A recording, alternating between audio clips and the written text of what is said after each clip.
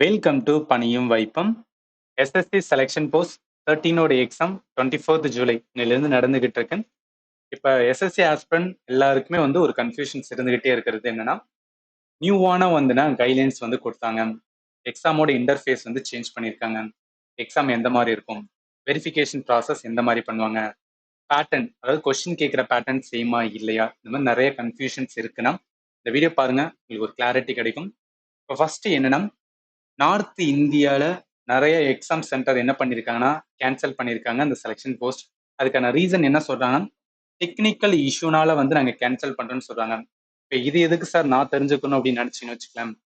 இப்ப செலெக்ஷன் போஸ்ட்டுக்கு அப்படின்னு சொல்லிட்டு ஒரு டைம் பீரியட் இருக்கும். அதுக்குள்ள என்ன பண்ணுவாங்கன்னா எக்ஸாம் கண்டக்ட் பண்ணுவாங்க, அதுக்கப்புறம் வந்து ரிசல்ட் வரும், அடுத்து வந்து டாக்குமெண்ட் வெரிஃபிகேஷன் இந்த மாதிரி போகுமா. இப்போ ஒரு இதில் கேன்சல் பண்றாங்கன்னா இதுக்கு வந்து என்ன பண்ணுவாங்க, ரீ எக்ஸாம் வைப்பாங்க. அப்போ நார்மலா இருக்கிற ப்ராசஸை விட கொஞ்சம் டைம் டிலே ஆகும். அதை வந்து தெரிஞ்சுக்கணும். இது ஒரு சென்டர் இல்ல, 2-3 சென்டர்ல சொல்லியிருக்காங்க. இது 2வது சென்டர் வந்து பவன் கங்காலுமே சொல்லியிருக்காங்க. எக்ஸாம் வந்து டெக்னிக்கல் ரீசனால என்ன பண்றோம் அப்படின்னா கேன்சல் பண்றோம் அப்படின்னு சொல்லியிருக்காங்க. சரி, இது வந்து என்னன்னா ஏதோ பர்டிகுலர் ரீசன் டெக்னிக்கல் இஷ்யூனால சொல்றாங்களா, இது ஒரு சைடு இருக்கட்டும்.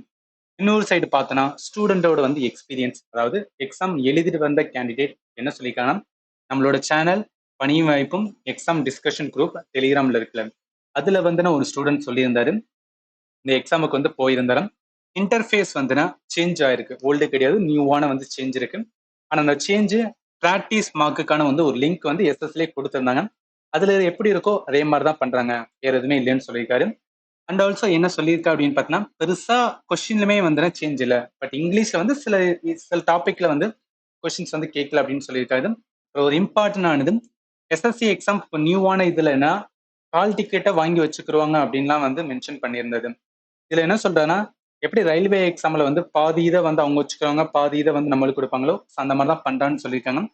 எக்ஸாம் பொறுத்தளவுக்கு எந்த சேஞ்சுமே இல்லை. ஆல்ரெடி டிசிஎஸ்ல சிலபஸ் என்ன பேட்டர்னோ அதே பேட்டர்லாம் வந்து கொஸ்டின் கேட்டிருந்தாங்க. ஒரு ஸ்டூடெண்ட் கால் பண்ணியுமே எனக்கு சொல்லியிருந்தாரு, சார் எக்ஸாம் ஜிஎஸ் பொறுத்தளவுக்கு ஏஷியன் கேம் ரிலேட்டடாக கேட்டிருந்தாங்க. அதாவது ஏஷியன் கேம்ல யோகாவை ஆட் பண்ற இயர் வந்து கேட்டிருந்தாங்க 2026 அப்படின்னு வந்து சொல்லியிருந்தாரு. பாலிட்டிலுமே எப்போதும் கேட்குற கொஸ்டின் தான் வந்து கேட்டிருந்தாரு. ஜாகிரபியில மவுண்டைன் ரேஞ்ச் ரிலேட்டடா கேட்டிருந்தாங்க, ரிவர் சிஸ்டம் ரிலேட்டடா கேட்டிருந்தாங்க, இதெல்லாம் சொன்னாரு. ஒய் எம் டெல்லிங் தட் அப்படின்னா, நார்மல் எஸ்எஸ்சில ஜிஎஸ்ல எப்போதும் இந்த மாதிரி தான் பேட்டர்ன் ஆஃப் கொஸ்டின் கேட்பாங்க, இதே பேட்டர்லாம் கேட்டிருக்காங்கன்னு அவர் வந்து சொன்னாரு. இன்னொரு இம்பார்ட்டன்ட் அப்படின்னு பார்க்கும்போது என்னன்னா, நம்ம நார்மலா இதுக்கு முன்னாடி எஸ்எஸ்சி எக்ஸாமுக்கு சும்மா ஜெராக்ஸ் வந்து கொண்டு போயிருப்போம் ஹால் டிக்கெட். பட் சில இதில் என்ன சொல்றாங்கன்னா, கலர் பிரிண்ட் அவுட் வந்து எடுத்துட்டு போங்க அப்படின்னு சொல்றாங்க. ஏன்னா சில பேர் ஜெராக்ஸ் கொண்டு வரும்போது ஸ்கேனிங் இஷ்யூமே இருந்திருக்கு. அதனால என்ன பண்ணுங்கன்னா, கலர் பிரிண்ட் அவுட் வந்து கொண்டு போயிருங்க. இது எதுக்காகனா, அப்கமிங்ல உங்களுக்கு எக்ஸாம் இருந்துச்சுன்னா இது வந்து யூஸ்ஃபுல்லா இருக்கும். சில டெலிகிராம் சேனல்ல என்ன சொல்லியிருந்தாங்க அப்படின்னா, ஒரு ஸ்டூடெண்ட் வந்து எக்ஸாம் ஹாலில் எழுதிட்டு இருந்தாராம். அப்ப இன்விஜிலேட்டர் இருப்பாங்க பாத்தீங்களா, ஸ்டாஃப் இருங்க பாத்தீங்கன்னா, அவங்க கையில போன் வச்சிருக்காங்களாம். அதாவது நார்மலா எஸ்எஸ்சி எக்ஸாம்ல ஸ்டாஃப் யாருமே போன் உள்ள வச்சுக்கிற கூடாது. பட் அவங்க வச்சுக்கிறதுனால அண்ட் ஆல்சோ 2-3 டைம் காலும் வந்திருக்கு. இதெல்லாம் என்னன்னா நார்மலா அலோடு கிடையாது. பட் இந்த மாதிரிலாம் இருக்கு, இதெல்லாம் அவங்க சேஞ்ச் பண்ணணும்னு சொல்லியிருக்காரு. அதே மாதிரி சில சென்டர்ல என்ன அப்படின்னு பார்த்தீங்கன்னா, நார்த் இந்தியாவில் மோஸ்ட்லி ப்ரொடெஸ்ட்மே பண்றாங்களாம். ஸோ இது எதுக்காக நான் சொல்றேன் அப்படின்னா, இந்த மாதிரிலாம் நடந்துகிட்டு இருக்கு, இது நினைச்சு ஒரி பண்ணாதீங்க. எஸ்எஸ்சி எடுக்கிற ஸ்டெப் ஏன் மாத்துறாங்கன்னா, ஆல்ரெடி இருக்கிற டிசிஎஸ்ல எக்ஸாம் கண்டக்ட் பண்ணும்போது நிறைய என்னன்னா ஃப்ராடுலன் நடந்திருக்கு. ஸோ அதை சேஞ்ச் பண்றதுக்காக தான் அவங்க நியூ ஸ்டெப் எடுத்திருக்காங்க. ஒரு புது ஸ்டெப் எடுக்கும்போது கண்டிப்பா ஏதாவது பிரச்சனைகள் வரதான் செய்யும். அது அவங்களே சால்வ் பண்ணுவாங்க. நம்ம டைம் கொடுக்கணும். ஸோ இதை நினைச்சு ஒரி பண்ணி இவங்களே இப்படிதான், எஸ்எஸ்சினாவே இப்படிதான் சொல்லிட்டு யோசிக்க வேணாம். மைண்டை நம்ம காமா வச்சுட்டு நமக்கு என்னைக்கு எக்ஸாம் இருக்கோ அதுக்கு நல்லா ப்ரிப்பேர் பண்ணிட்டு போய் நம்மளோட 100% ஹார்ட் ஒர்க் கொடுப்போம். அடுத்து ரிசல்ட்டை அது என்ன வேணா நடந்துட்டு போட்டும். இந்த நிலைமையில இதெல்லாம் பார்த்து ஒரி பண்ணாதீங்க. அதுக்காக தான் சொல்றேன்.